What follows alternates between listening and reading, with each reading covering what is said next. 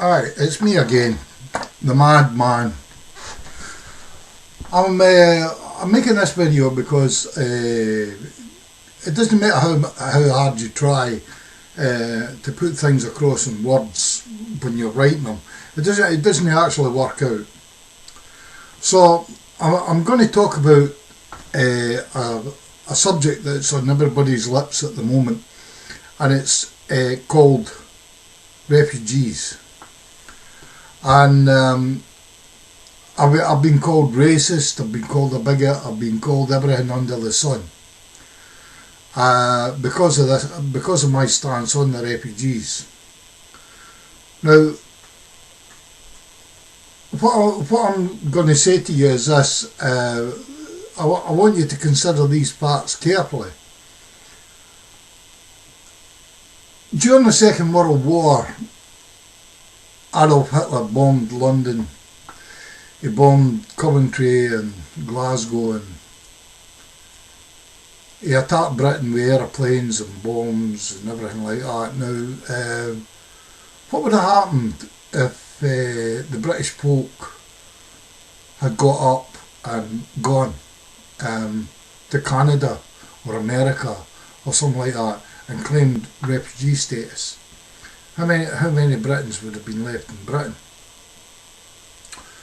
Now, you might think it's not the same, but it is. It's, in fact, as far as the British go, it's even worse, because in Britain it's illegal for us to carry weapons. In Palestine, Syria, the Arab countries, in America, all these other places, they're allowed to carry weapons, they're allowed to own guns. It's part of the constitution. They can defend themselves. In Britain, it's actually illegal for us to carry weapons. So if the likes of Islamic State and or any other terrorist starts here in Britain, we can't defend ourselves because constitutionally we are not permitted to carry weapons, right? So we could very easily become refugees. Right. Now, to be a refugee, you've got to be fleeing from oppression and all the rest of it. Now, if we go back a few years, a typical example, I mean, the ISIS are beheading people, the ISIS are killing people, they're taking over areas of the country and all the rest of it. Now, they're causing a terrorism all over Europe and things like that. But you don't see Europeans claiming refugee status. The only people that are claiming the refugee status are the actual race and people that are causing the problem. And if you go back to like the 60s and the 70s, not so much the 60s, because I remember walking through the streets of Ireland in a uniform and quite happy and going out for days out in Newcastle over in Ireland, and enjoying the beautiful town that it is, and or is it a city? I don't know, but I enjoyed the people and everything like that, and I was wearing a uniform, and I was out for like days out, walking about, being easy. But in the 70s, especially, the bombings that were going on, they came to Britain and they were bombing in Birmingham and London and all the rest of it, and it was the terrorism, and it was a very severe form of terrorism. I mean, they were killing hundreds of people. The IRA were our answer, if you want, to the ISIS. And we put up with it. And we couldn't defend ourselves. I mean, we couldn't go to the shop down the road and buy a gun. We couldn't go to a dealer and buy a gun and walk out onto the streets with a gun and defend ourselves. But the people in Syria can. The people in Syria are allowed to have a weapon. They can wander the streets with a gun. They could defend themselves with a gun. They could exchange fire with the terrorists with a gun that they're permitted to buy and own and walk about freely. We can't. And in all the years that the IRA terrorised Britain and caused a lot of hassle, how many refugees left Britain?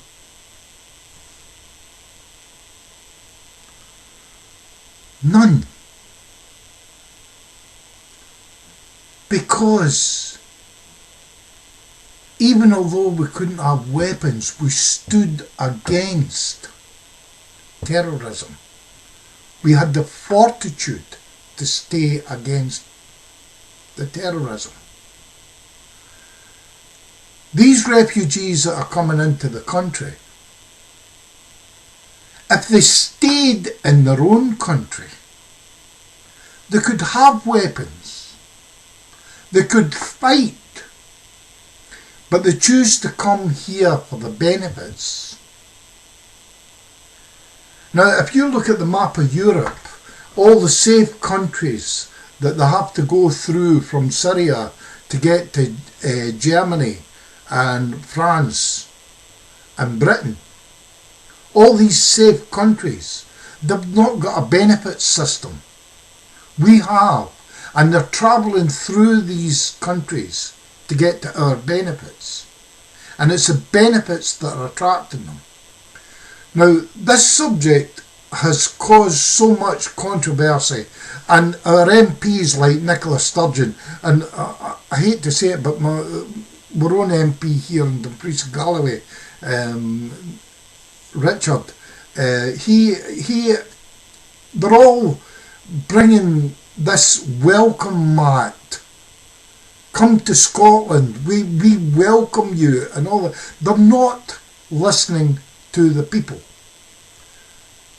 You stand at the bus stop, you get old women, pensioners, talking about the cuts in their pension, the benefits changes, the pension changes that the governments are instigating and things like that, and the fact that they're going to be suffering more poverty.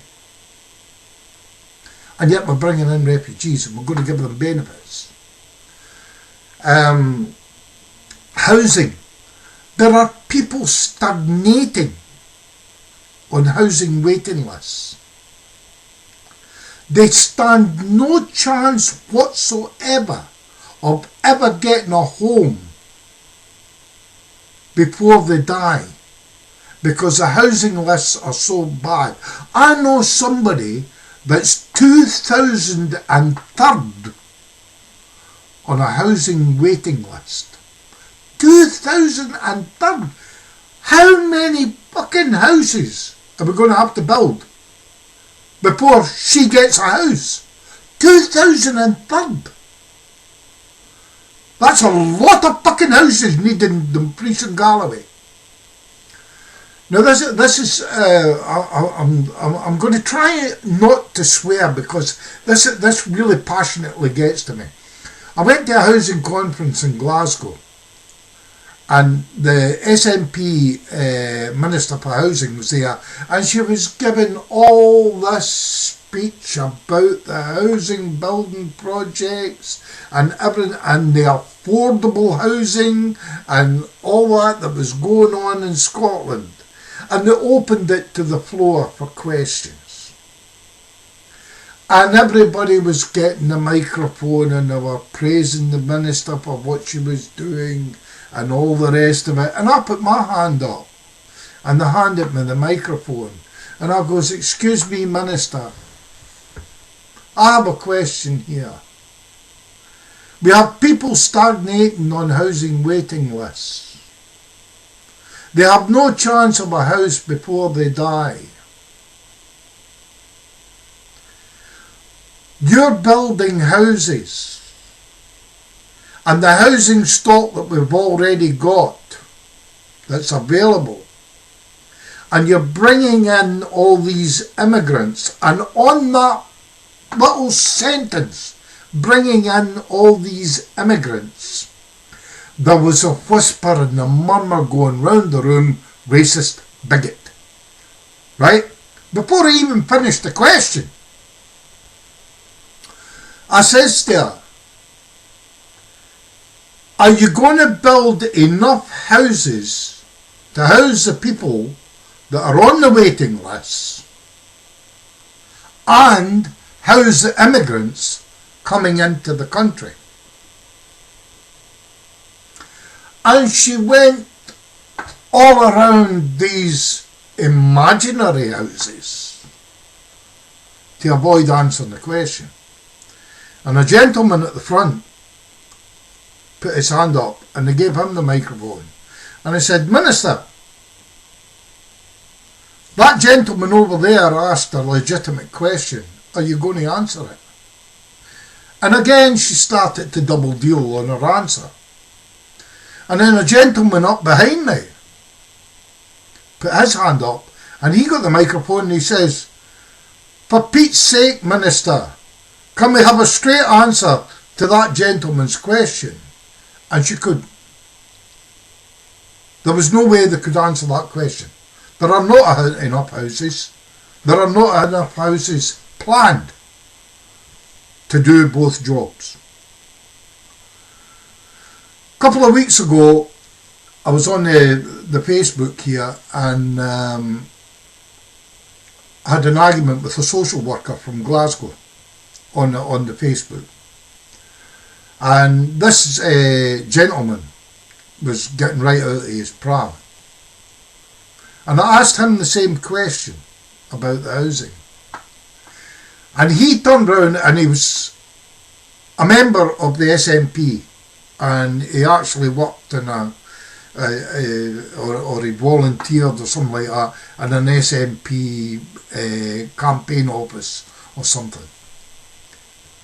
And he actually turned round to me, and I says to him, all the present housing stock that we've got at the moment, who are you going to give it to? Are you going to give it to the Scottish people who are waiting on that housing list, or are you going to give it to these bloody refugees that you're bringing into the country? And his answer was straight and clear. He said that the refugees were going to get the housing because the Scottish people were a generous people, and they would understand, and they've got friends and family, and they'll look after them. Fucking rubbish! What a bampot! I put on a website or a Facebook page, I can't remember, Nicola Sturgeon appreciation thing. And I put on there that I says, Nicola, girl, you got it wrong. You're not looking after the Scottish people. Scottish people put the SNP into power in a big way. 45% of us voted for the yes, and we lost. But when it come to the Westminster thing, we won it outright. I mean, 3 fucking MPs that are not SNP in Scotland. 3! And one of them's dubious and might be on his way out. And then we turn out that we've got another SNP one that might be on the way out as well. And it's funny, one gets questioned, so an SNP one gets questioned. It's the way it works. But we put them into power. We've sent so many SNP MPs down to London because we got behind them. We were behind them. We were supporting them. I have loved the SNP. All my life I have loved the SNP. I want the SNP to win. I want the SNP there. It's been my whole life, the SNP. And then we've got Nicola Sturgeon totally ignoring everybody in the street and going out and saying, we welcome the refugees. People are talking at it in the bus stops. They're talking about it in the pubs. It's the only time in the pub I've actually heard people talking politics and actually agreeing. They don't want the refugees. But our MPs are ignoring us and saying, yes, we do. Then you come to Nigel Farage. Nigel Farage says, okay, if we're going to accept the refugees, let them be here 5 years before they get benefits. Let them be here 5 years before they get a fucking house. And in the meantime, clear the housing lists of Scottish people that are on the housing list. That's what I say. Our MPs in Scotland, our SNP MPs, have turned round and doing exactly the same to us as every English MP has ever done. They've ignored the voice of Scotland. Now your social workers, your lefties, they're saying, yes, we'll support you in the refugees and all the rest of it. But the majority of Scottish people are saying no. Listen to us. We're saying no. We can't afford them. You're going to do good, honest Scottish people out of housing to house refugees.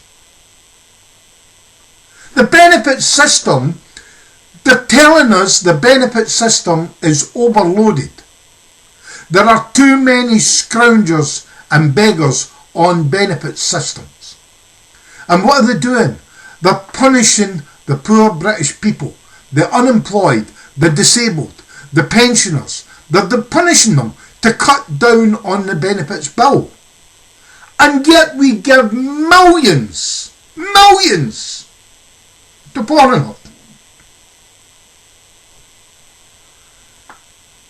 You tell me where the economics is in that. It's called housekeeping. I have so much money per week to come into this house to keep me and my 2 dogs. Right? I spend within that amount of money. And I make sure that me and my 2 dogs are fed, housed and comfortable. That's the way it is. It's my responsibility to look after me and my 2 dogs. I'm not going to open my door and bring in a fucking refugee and feed it for free. Because my dogs would suffer. I would suffer. You don't do things like that. You look after your own, and whatever's left, you give to charity. If I've got £3 a month to give to a blind dog, I'll give it to the blind dogs. Well, dogs for the blind dogs. What's the fucking sense in that? Right, but you get my point, you get my drift. If I feel like I want to give £3 a month to a donkey charity, I'll give that £3 a month, provided it doesn't affect those dogs of mine. If them dogs of mine are going to have to do without a tin of meat so that I can give to the donkeys, no fucking way am I going to do it. Our SNP MPs, listen to the people on the street. Don't listen to your advisors. Don't listen to your fucking members of parliament.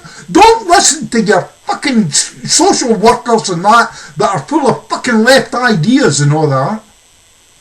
Forget them. Listen to the people that actually went to the voting station and voted for you. tells a different story. It tells the truth. Get my drift?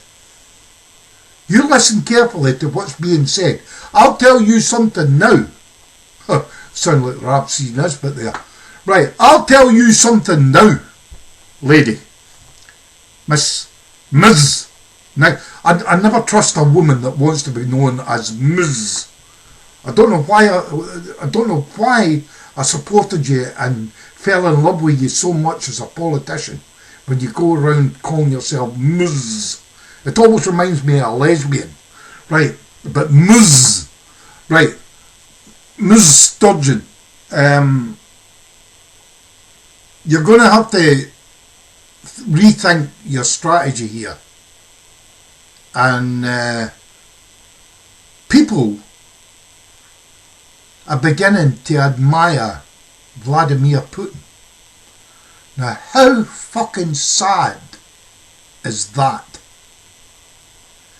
When we admire Vladimir Putin, you don't bring the refugees over here and keep them.